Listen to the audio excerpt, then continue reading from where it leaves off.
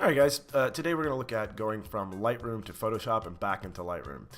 So here's a photograph. If you were in the intro class last year, you will have seen this photograph. The idea is we're going to take this as a band cover album, and for a band called the Screaming Banshee. So I'm just going through right now and doing some edits on the raw file in Lightroom. This is a sped up version of that. You know how to do edits, so going through this fairly quickly. So I'm just trying to make it look a little dark, a little more like a fashion shoot or something in that fashion. So it's just going through really quickly. Here I'm using one of the masks tools, and I tried a couple of different things. For this one, I ended up duplicating it. So I like this, and I started to duplicate a different one so that I could have her face be one look and the rest of the photograph look a little different.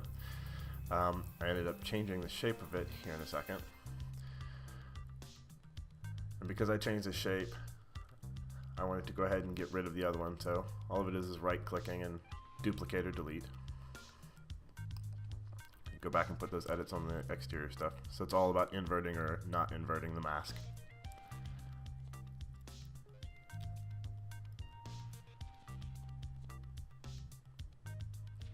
Alright, so to take it to Photoshop, you're going to right click on the photograph and do edit in, and then edit in Adobe Photoshop.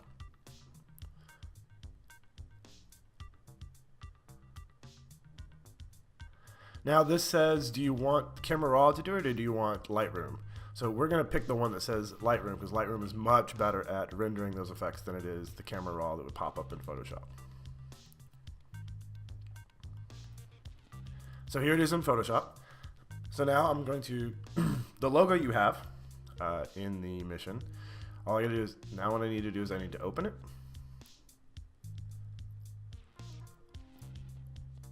So go to File, Open. Now I'm gonna navigate into my folders to find where it is. SB Band logo. Open it.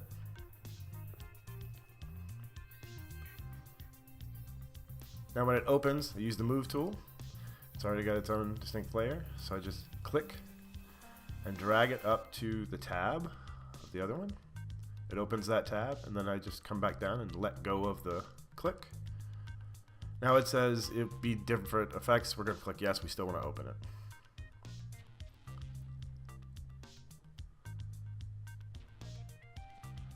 Alright, so now I'm going to resize it, put it the way I want it. Control T, it's transform, hit the shift key so that it stays in scale. Put that in, then I'm going to change the blending mode. I'm changing the opacity, look at that. Then I'm going to change the blending mode here in a second to screen so that it blends into the photograph a little bit better. Adjust the opacity just a little bit again. Now when I'm happy with that, I need to go to File, Save. That saves all the work we just did. Now you close Photoshop.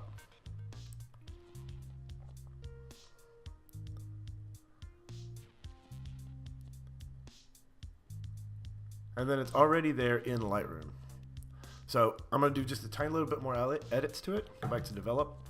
I'm going to put a ramp on it so that it looks like it blends into the photograph just a little bit better. And what I've done is get it where it's not affecting her face, just that side of the photograph. Put the exposure back where it needs to be. Put the clarity up a bit.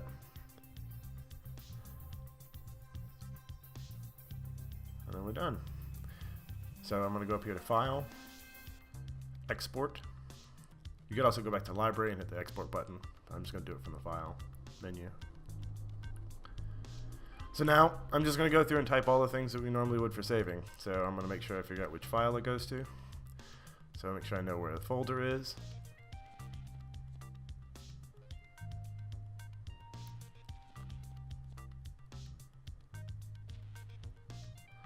Pick that. Then I'm going to go down. I don't want a subfolder, I just need the image itself. And I'm going to change the file naming to custom file, custom name. Type in the name I want since it's just one image. typed right. And for naming, I like to put stuff that's very descriptive so that you know exactly what it is. So if you've got a bunch of files, so you don't have to open the file to see what it is. So SB PSLR example. So we want to make sure it's a JPEG, highest quality, and then 280 for the long edge. Looks like everything else is pretty much the way we want it. Click export.